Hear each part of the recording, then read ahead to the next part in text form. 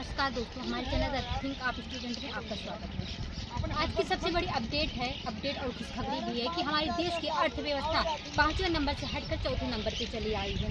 उधर जब हमारा देश पहलगाम के मामलों में उलझा हुआ था, भारत और पाकिस्तान में वार चल रहा था, उधर डोनाल्ड ट्रंप से ट्रेड वार जब चल रहा था, आज की सबसे बड़ी अपडेट, सबसे बड़ी खुशखबरी हमारे लोगों के बीच में ये आई कि हमारे देश की अर्थव्यवस्था 5वें नंबर से हटकर चौथे नंबर पर चली आ गई।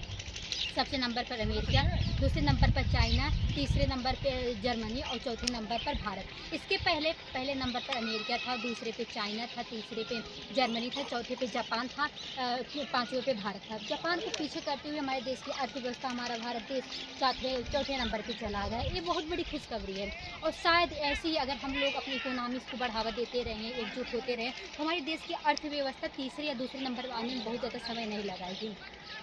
हाँ, पहले नंबर पे आने में थोड़ा टाइम लग सकता है, लेकिन दूसरे तीसरे नंबर पर आने पर बहुत ज़्यादा समय नहीं लग सकता है। तो ये हमारे देश की बहुत बड़ी खुशखबरी है। इसका सबसे पहले खबर हमारे नीति आयोग के CEO CVR सुब्रमण्यम ने दिया। उन्होंने IMF का हवाला देते हुए उसके आंकड़ों को दिखाते हुए उन्होंने सबसे पहले बताया कि हमारे देश की अर्थव्यवस्था चौथे नंबर पर चली आ गई। तो ये बहुत बड़ी खुशखबरी है हमारे देश के लिए कि हमारा देश बहुत तेज़ी से विकास कर रहा है, विकसित हो रहा है, विकसित देश बनने जा रहा है। लेकिन इस टाइम कुछ उलझनें भी हमारे भारत देश में चल रही है। जैसे पाकिस्तान का जो वर्ल्ड वार हुआ, ऑपरेशन सिंदूर एक सक्सेसफुल हुआ, ये हमारे लिए प्राउड वाले मोमेंट था, प्राउड वाली बातें थी। लेकिन इसमें भी कुछ मोमेंट ऐसे भी आ जा रहे हैं जो उलझनें पैदा कर दे रही हैं। लेकिन कभी कभी होता नहीं है, जब कुछ आती हैं, समस्याएं आती हैं, तो वो वरदान का रूप ले लेती हैं। भगवत गीता में भगवान श्री कृष्ण ने भी बोला था कि अभिशाप को वरदान बनाया जा सकता है। वैसे ही हमारे देश में सबसे बड़ी उलझनें इस समय चल रही है डोनाल्ड ट्रंप की।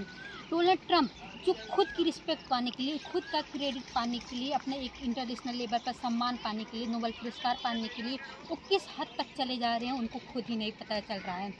हार्वर्ड यूनिवर्सिटी में विदेशी स्टूडेंट का एडमिशन मना कर दिए हैं। उसके बाद फिर एप्पल कंपनी को जो पहले धमकाए थे कि भारत में अपना प्रोडक्शन, अपना कंपनी न लगाए, फिर वो धमका रहे। फिर दूसरी बार 23 मई को डोनाल्ड ट्रंप ने टिम कुक को ये दिया, सीरियसली बोला कि अगर मैंने आपको पहले ही बोला था कि भारत खुद ही संभल सकता है, भारत अपना देखभाल खुद कर सकता है, आप एप्पल कंपनी का ब्रांड वहाँ पर मत लगाइए, वहाँ पर आईफोन का प्रोडक्शन बंद करिए।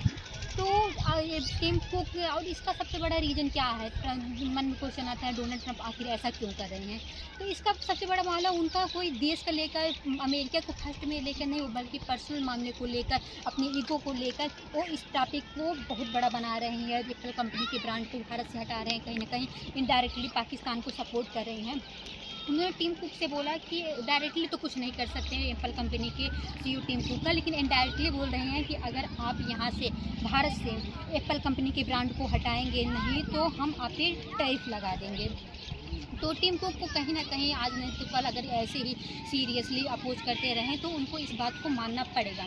तो आइए जानते हैं क्या इफेक्ट पड़ेगा भारत के युवाओं पर, भारत के इकोनॉमिक्स पर या अमेरिका पर। ये डोनाल्ड ट्रंप जो कर रहे हैं वो अपने पैर पे कुल्हाड़ी मार रहे हैं कि वह